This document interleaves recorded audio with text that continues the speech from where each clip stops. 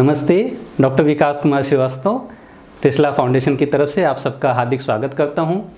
जैसा मैंने शुरुआत की है आप सबको एक जानकारी और अवेयर करने के लिए कि हमारे सेरेब्रल पाल्सी के बच्चों में वयस्क होते होते क्या तकलीफ़ें हो सकती हैं, उनको हम कैसे बचा सकते हैं। तो अब हम इसको एक एक सिस्टम वाइज या आप कह लीजिए कि एक एक अंग के हिसाब से हम इसको आपको समझाने की कोशिश करेंगे। तो पहला हम स्टार्ट करते हैं अपने पाचन तंत्र से। तो हमारा जो पाचन तंत्र है बच्चों का, इनमें सबसे पहले जैसे हम बोलते हैं तकलीफ़ें आनी शुरू हो जाती हैं। तो ये अर्लीस्ट ऑनसेट ऑफ डिस्टर्बेंस जो है वो हमें इसी सिस्टम में देखने को मिलता है हमारे सेरेब्रल पाल्सी के बच्चों में। इसलिए बहुत ज़रूरी है इसको समझना। आप इस पे ध्यान दें। बहुत ही सिंपल चीज़ें मैं बताऊंगा, बहुत ही आसानी से बताने की कोशिश करूंगा, सरल भाषा में समझाऊंगा तो आपको समझेगा और क्या करना चाहिए, कैसे बचाव करना चाहिए, कैसे हम इसको अपने डॉक्टर से मिलकर बेहतर कर सकते हैं अपने बच्चे की लाइफ, ये आपको ध्यान से सुनना चाहिए। तो हमारा जो ये पाचन तंत्र है वो स्टार्ट होता है मुँह से, जिसको बोलते हैं ओरल कैविटी। तो यहाँ पे क्या क्या हमारी तकलीफ़ें हो सकती हैं और हम उसको कैसे बचाव कर सकते हैं। तो माउथ ब्रीदिंग बहुत ही कॉमन देखा जाता है कि बच्चा मुंह से सांस लेता रहता है। हमारे ऐसे बच्चे देखे जाते हैं मुंह से सांस लेते रहते हैं। उनके मुंह की कंडीशन जो है, हाइजीन जिसको बोलते हैं, कि गंदा सा है या बहुत अच्छा साफ़ सुथरा नहीं हो पाता। जो दांत गिटगिटाते रहते हैं बच्चे, जिसको दांत पीसना बोलते हैं, टूथ ग्राइंडिंग बोलते हैं, उनका लार गिरता रहता है, ड्रिबलिंग होती रहती है, सलाइवा गिरता रहता है, दांत टेढ़े मेढ़े रहते हैं, इधर उधर हुए रहते हैं, एक दूसरे के ऊपर चढ़े, जिसको माल ऑक्लूजन बोलते हैं, या उनमें कैविटीज़ हो रही हैं, वो जगह जगह पे खाना फंसने की वजह से, गंदगी फंसने की वजह से, इन्फेक्शन की वजह से ये तकलीफ़ें होती हैं, या फिर उनको च्यू करने में या सॉलो करने में खाने को दिक्कत आ रही है।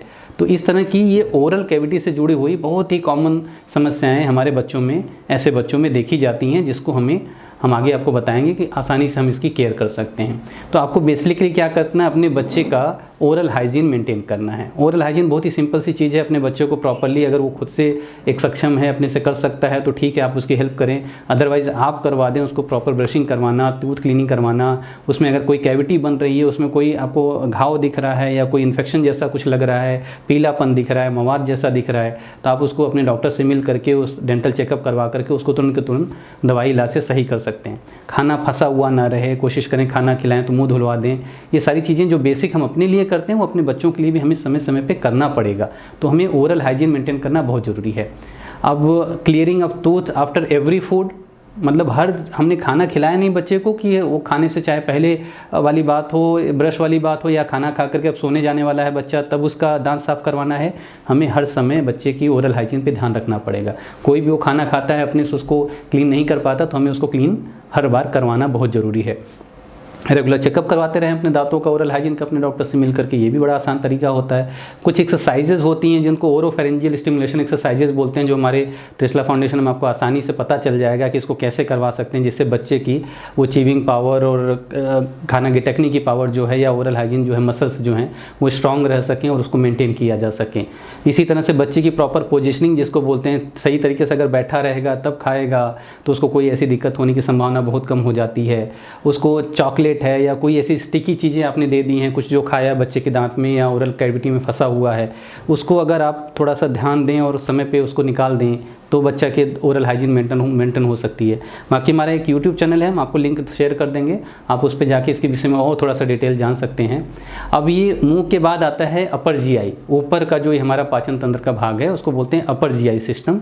यहाँ पे भी कई तरह की तकलीफ़ें ऐसे बच्चों में देखी जाती हैं। सबसे जो बहुत ही कॉमनली देखा जाता है वो उसको बोलते हैं GERD, गैस्ट्रोइसोफेजियल रिफ्लक्स।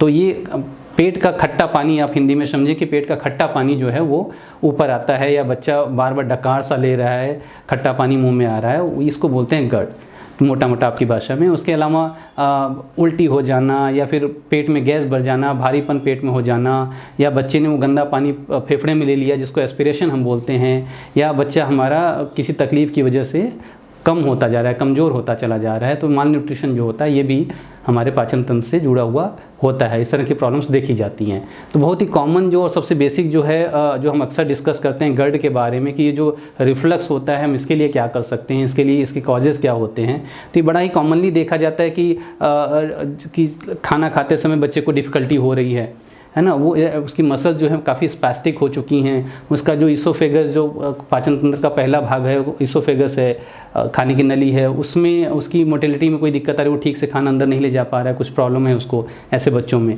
तो ये सब बहुत कॉमन कॉजेज़ हैं जिसकी वजह से GERD होने की संभावना बढ़ जाती है।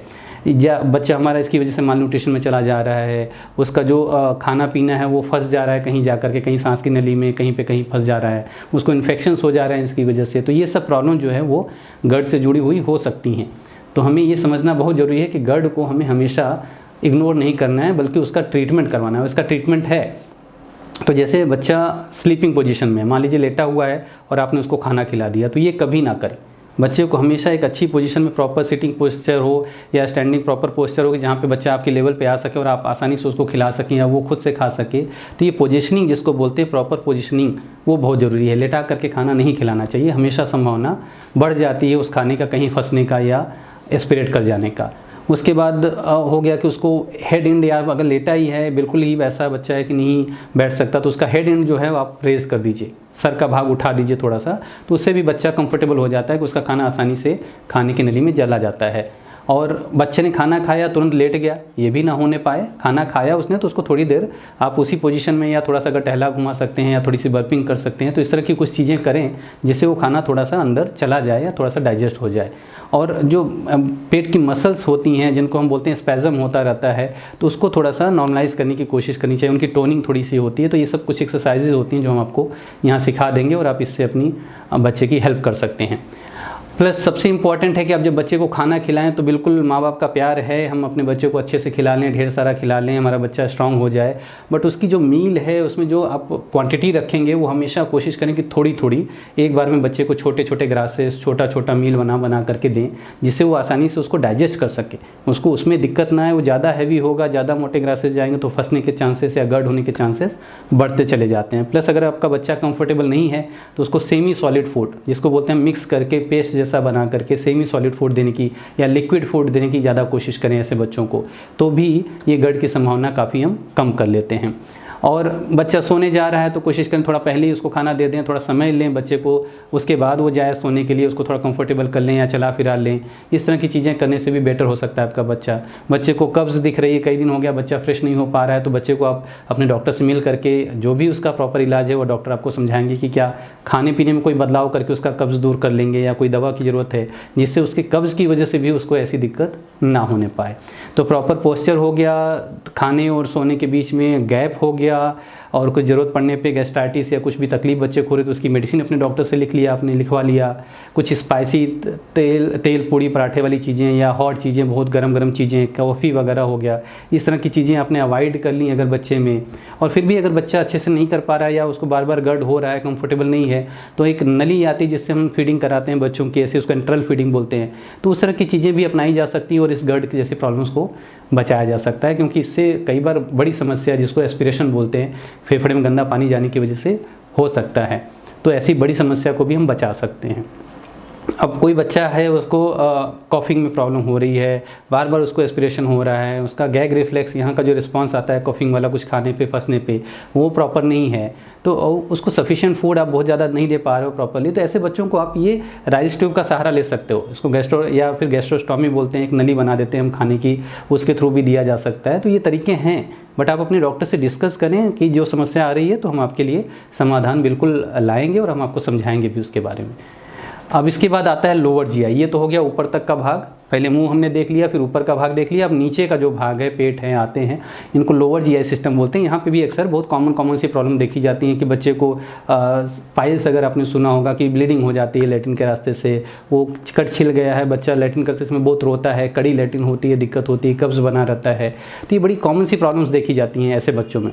तो ये जो बच्चों की आते हैं वो कम चलने की संभावना होती है ऐसे बच्चों में, ये प्रमुख कारण देखा गया है। इसके अलावा जो कॉमनली है कि हाँ ऐसे बच्चों में हो ही जाता है थोड़ा सा इस तरह की प्रॉब्लम, कॉन्स्टिपेशन की या फिशर का बन जाना या पाइल्स का बन जाना, तो हमें ये समझना है कि ऐसा बच्चों में कॉमनली देखा जा सकता है, इसलिए हम उसको इग्नोर ना करें और अपने डॉक्टर से मिलें, उसका ट्रीटमेंट करवाएं। लाइक जैसे आप खाने में रफेज थोड़ा सा बढ़ा लें, है ना, फाइबर वाली चीज़ें, सैलाड हो गया, छिलकेदार चीज़ें हो गई, थोड़ा रफेज जिसको बोलते हैं, फ्रूट्स हैं, वेजिटेबल्स हैं, इनका हम ज़्यादा उपयोग करें अपने बच्चे के खाने में, तो ये बड़ा हेल्प करेंगी आपको इन समस्याओं से दूर निजात दिलाने में। पानी बच्चे को खूब पिलाएं, सफिशिएंट फ्लूइड इंटेक दिन भर का उसका एक कैलकुलेशन होता है, आप अपने डॉक्टर से या हमसे मिल करके डिस्कस कर सकते हैं, वो बच्चे को सफिशिएंट देते रहें दिन भर में। उसको बच्चे को मोबाइल रखें, थोड़ा बहुत ही सही एक्टिव रखें बच्चे को अपने, है ना, उसको कमोड इस्तेमाल करने की कोशिश करें जिससे उसका प्रेशर प्रॉपर बन सके, अगर वो इंडियन स्टाइल में ठीक से नहीं बैठ पाता, नहीं कर पाता तो। और बहुत ही ज़रूरत लग रही है बच्चे को, बहुत कॉन्स्टिपेशन है, दिक्कत है, तो आप अपने डॉक्टर से मिलें और जो पेट साफ करने की दवाइयाँ आती हैं, लैक्सेटिव्स बोलते हैं, अगर आपके डॉक्टर को लगता है तो वो दे करके भी हम बच्चे को ठीक कर सकते हैं। तो कुछ ये बहुत ही कॉमन सी चीज़ें मैंने बताई जो देखने को भी मिलती है, बिल्कुल देखने को मिलती है, बहुत ही कॉमनली है, लेकिन उसको इग्नोर भी करते हुए हमने देखा है। तो इग्नोर ना करें, क्योंकि ये समस्याएं आगे चल करके बड़ी भी बन सकती हैं या फिर जो और कोई समस्या को भी जन्म दे सकती हैं। तो इसके इलाज हैं, बचाव भी है, हम आपको एक बेसिक जानकारी दे रहे हैं। बाकी बहुत ज़्यादा डिटेल चाहिए होगा तो आप हमारे तिस्ला फाउंडेशन आइए, हम बिल्कुल आपकी हेल्प करेंगे। धन्यवाद।